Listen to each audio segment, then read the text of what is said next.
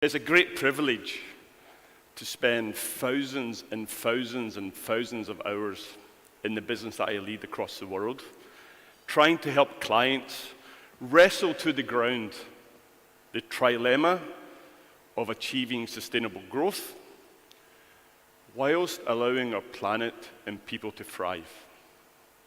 However, it does come with a great responsibility, and the responsibility, particularly at times like now, when there are headwinds, to share with you what we're hearing. And thank you, Greg. I am so excited to be back in Glasgow to share with you the insights from business. In the world of sustainability, the low-hanging fruit has been well and truly picked. In the last decades, businesses and governments have been busy setting and or refreshing their targets towards a more sustainable planet. In the last decade, the transformation pathways have been published. The communication plans around what they want to do have been distributed. Their sustainability reports under local regulation like CSRD have been published. And the double materiality assessment has been complete. Yet, our planet is still struggling. Global warming is accelerating. The last decade has been the warmest. It is a really, really challenging time. If you think about the business world, in 2022, 1.8% of global GDP was put at risk because of climate-related events. Roll forward to next year, the World Economic Forum predict 10% of GDP is at risk due to climate-related events. 10%. So what is the challenge when it comes to business?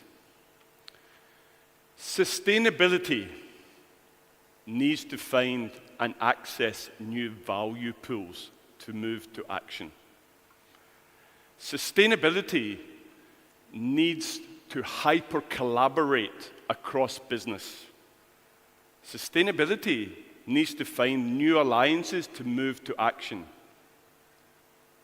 This might sound strange as a sustainability leader, but in the action zone, sustainability, meet your new best friend, capitalism. I'm going to go quick today because I want to share with you some new insights, particularly as we're awash with headwinds. I want to share with you some insights which we're publishing after today's conference about what business is saying. And I want to debunk a few myths. I also want to spend a little bit of time sharing with you the language of business. And I've got some free gifts to give you, some advice about how to access these value pools. And then I want to finish to allow some time for Q&A and more discovery on the business case for action. So let me move quick. So this morning, we have published our 5th long-term value report. The long-term value report is an attempt to speak to the biggest businesses in Europe and the UK about what they're thinking about sustainability. And I have to say, the pressure is still on. My role is global. I'm zoning into Europe and the UK at the moment. The pressure is still on. Well over 80 to 90% of them say that their shareholders are really, really applying a lot of pressure, and their investment communities are pushing them hard to create and invest in sustainable plans. Their employees, as many of you will be aware, are also applying a lot of pressure. Some of them are getting really hit hard around activist investors, around PR and bad press. and the EU's greenwashing legislation is hitting them so hard financially. There is a lot to do, but it's really important for you to hear that the biggest businesses across Europe and the UK are still moving to action. But let's talk about the opportunity for business. No one buys sustainability. No one says, Gerard, I would love EY to come and do a sustainable transformation. They invest in these things. And this is part of the change in the language we must use when we move into the action zone. We need to be talking about how you can arrange and integrate your business through products, through supply chain, through operations, but also use technology. It is really important we move forward with the language of business and what they need to do to get their operations and how to deploy technology. In the world of business, I use this slide a lot as the opening slide. On the right-hand side, historically, sustainability professionals and businesses have used risk. I just talked about climate risk. And they use regulation to get to action. That has been our mojo for the last decade. The planet is warming. Our communities are falling apart. We're using the planetary resources way too fast. CSRD regulation, TCFD, whatever regulation, you need to do something. Shock, horror. The omnibus arrives in Europe. It's the end of sustainability. No, it's not. 7% of our clients surveyed last year told us that they were compelled to action because of regulation. Only 7% were going to do anything because regulation asked them. I want you to flip to the other side about the opportunities in new business models and new opportunities in supply chain, operational efficiency. This is where we get the action. This is where we get the new value pools. I'm going to take you to another level. And this is an example of what we use with some of our clients. It's an example from the consumer products sector. This is called a value bridge. If you ever worked with anyone in the PE sector, this is their go-to model. EBITDA, on the left-hand side, is roughly the margin that CPR companies project for their operations. And EBITDA is a really good way to look at impact because it removes the financial, accounting, and tax.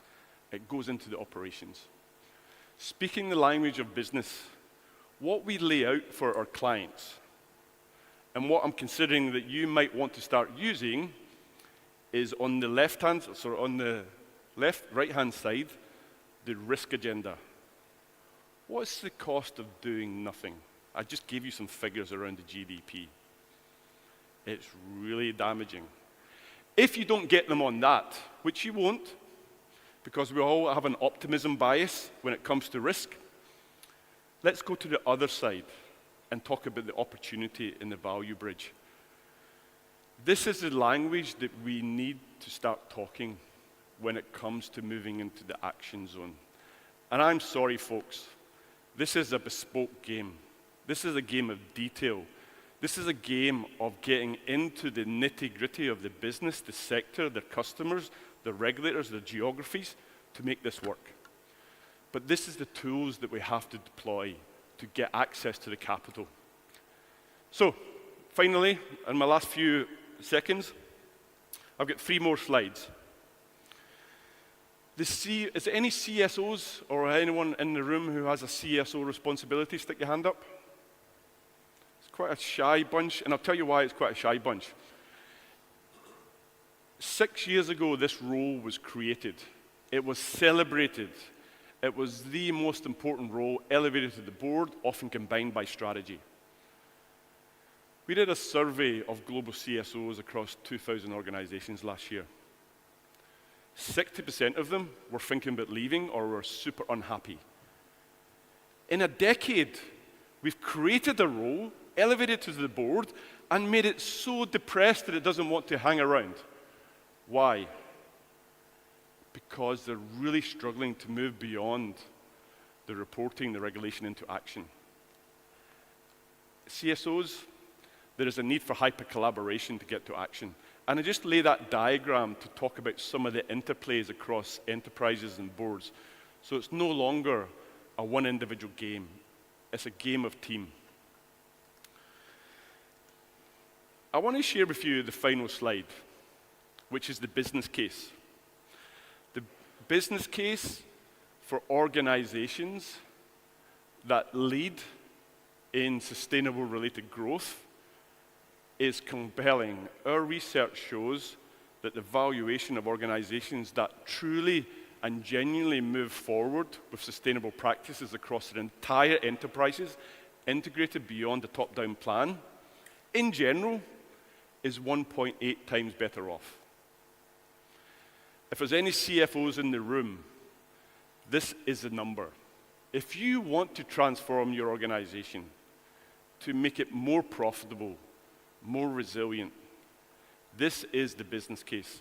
But my plea, in a very rapid few minutes, is we need to start moving from risk, activism, regulation, into the language of growth, into the language of resilience, and into the language of sustainable profit, where planet and people can thrive. A lot to cover there, but I just want to give you a sense of where business is. No backtracking. Business case is compelling, but we have to learn and speak the new language to access the value pools to get us to action. Thank you very much, Gerard.